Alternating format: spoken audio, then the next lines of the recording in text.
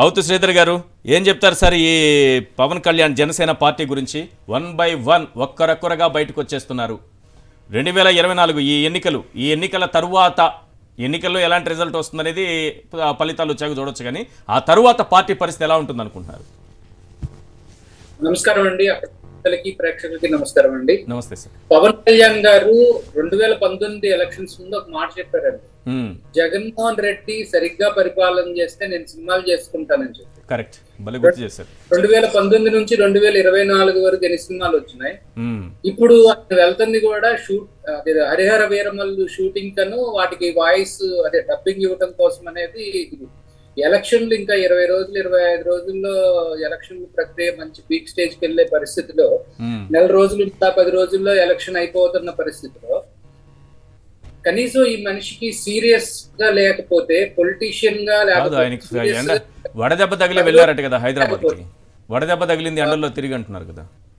అదేనండి నేను చెప్తాను. కనీసం 20 రోజులు 40 రోజులు కూడా ప్రజలతో ఉండి ప్రజలకి విశ్వాసం కల్పించలేకపోతే ఆయన ఏం నాయకుడు అవుతాడు? ఇదే ఫీలింగ్ ఆయన పోతిన మహేష్ గారు చెప్పారు. గతంలో కూడా మనం ఒకసారి మీరు గమనిస్తే ఆయన ఇది చూడండి, ఒక రోజు పాదయాత్ర అని చెప్పి విజయవాడ వచ్చారు. విజయవాడ వచ్చిన తర్వాత కరెక్ట్ గా 2 కిలోమీటర్లు నడిచేసేసి సమస్యలు పడిపోయాయని చెప్పి వెళ్ళిపోయారు.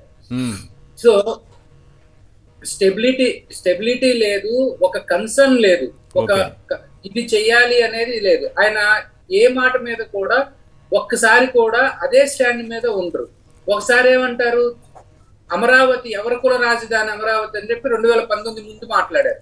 2019 తర్వాత చేసేటప్పుడు లేదు, మనం అందరం కలిసి చంద్రబాబు నాయుడు చంకలో ఎక్కేసి మనం అమరావతి వెళ్ళాలని చెప్తారు. అలాగే 2019 ముందు ఇదే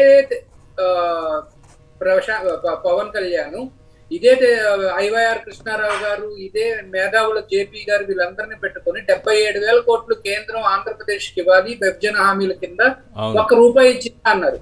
వీటి గురించి కానీ లేకపోతే వైజాగ్ స్టీల్ ప్లాంట్ గురించి కానీ ప్రత్యేక హోదా గురించి కానీ ఏ రోజైనా ఒక్కరోజు బయట మాట్లాడారా? పోనీ మోడీ గారితో నేను మాట్లాడానని చెప్పారా?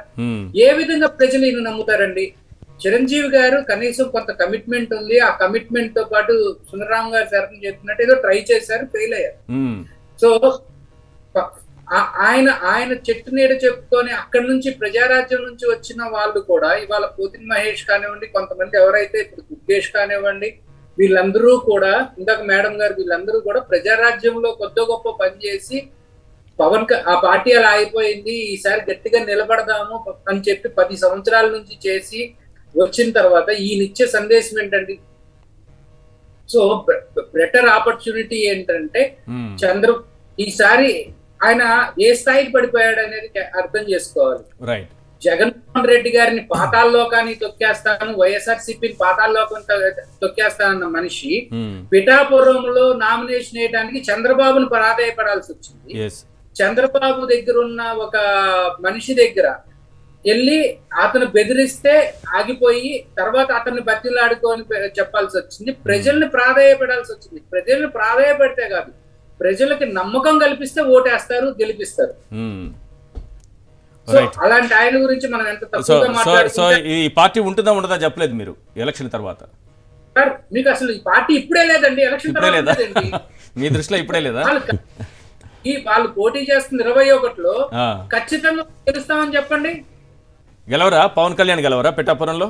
ఖచ్చితంగా ఒక పలానా సీట్ మేము ఖచ్చితంగా గెలుస్తామని చెప్పమని పిఠాపురం గెలవరా? పిఠాపురంతో సహా ఏంటి అంత కాన్ఫిడెన్స్ ఏంటి మీ పార్టీకి చెప్పండి.